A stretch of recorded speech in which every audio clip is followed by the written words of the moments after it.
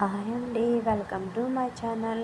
నా వీడియో ముందుగా ఎవరైనా చూస్తే లైక్ సబ్స్క్రైబ్ చేసుకోండి. వీడియో పూర్తి వరకు చూడండి. అంటే ఇప్పుడు దోశలు వేసుకున్నాను. నైట్ నానబెట్టుకున్నానండి. 2 గ్లాసులు పప్పుగా ఒక గ్లాస్ అండి, ఒక గ్లాసున్నర రైస్ అయితే యాడ్ చేసి నానబెట్టుకుని ఉంచుకున్నాను. మెంతులు, శనగపప్పు కూడా వేసుకున్నాండి.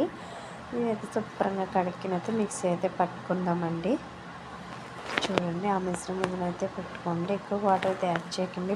పడిపోయి దోశలు అనేవి సరిగ్గా అయితే రావు. మెంతులు వేయడం వల్ల టేస్ట్ అనేది బాగా వస్తుంది, లూజ్గా ఉంటుందండి. ఈ కంటెస్ట్లో మీరైతే తయారు చేసుకోండి. చాలా అయితే బాగుంటాయి, తినడానికి కూడా చాలా చాలా అయితే బాగుంటాయి. చూసారండి, దోశల పిండి అండి ఇవి. సింపుల్ ప్రాసెస్లో అయితే చెప్తున్నాను, మీరు తప్పకుండా అయితే ట్రై చేయండి. ఇవి ఇప్పుడు వేసుకుందాం. అట్ల కింద అయితే వేసేసుకుందాం. చూడండి, అంతేనండి, చాలా సింపుల్ ప్రాసెస్. దీంట్లో అల్లం చట్నీ అయితే సూపర్గా